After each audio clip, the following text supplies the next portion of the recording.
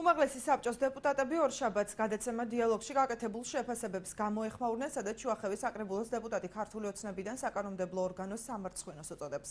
ოთარ სურმანიძის შეფასებით უმაღლესმა საბჭომ შეარცხვინა ქართული ოცნება, ქვეყანა და რეგიონი. საკანონმდებლო ორგანოს წევრებს კი მოფუსფუსე დეპუტატები უწოდა. ჯემალ ფუტკარაძემ და მედია ვასაძემ უმაღლეს საბჭოში კოლეგებს ოთარ სურმანიძის განცხადებაზე რეაგირებისაკენ მოუწოდა. ავთანდილ ბერიძემ კი პრეს-ცენტრს გადაცემა დიალოგის ჩანაწერის გაკეთება დაავალა.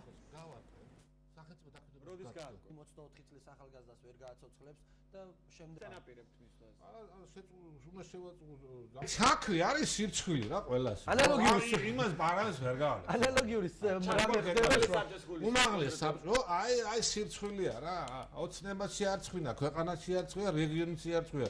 ვინ ბატონო ოთარ? აი ხა მოფუსფუსე დეპუტატები. არ ვიცი ოთარი სურმანიძე ახლა ეს მე ვერ ვიტყვი, მაგრამ მეგონია არაადეკვატური იყო, ნასვამი იყო თუ რა მდგომარეობაში იყო და შეურაცხყოფა მიაყენა აჭარის ავტონომიური რესპუბლიკის უმაღლეს საბჭოს. აი ამიტომ გთხოვთ. სამარცხვინოები არიანო, აი ზუსტად ასეთი განმარტებები გააკეთა ოთარი სურმანიძემ და ამით შეურაცხყოფა მიაყენა აბსოლუტურად თითოეულ თქვენთაგან, პატივსებულო კოლეგებს. სამსახურმა ამოიღეთ დისკზე ერთი და მეორე ტექსტი და მომაწოდებს. დღეს რომ მომაწოდებს.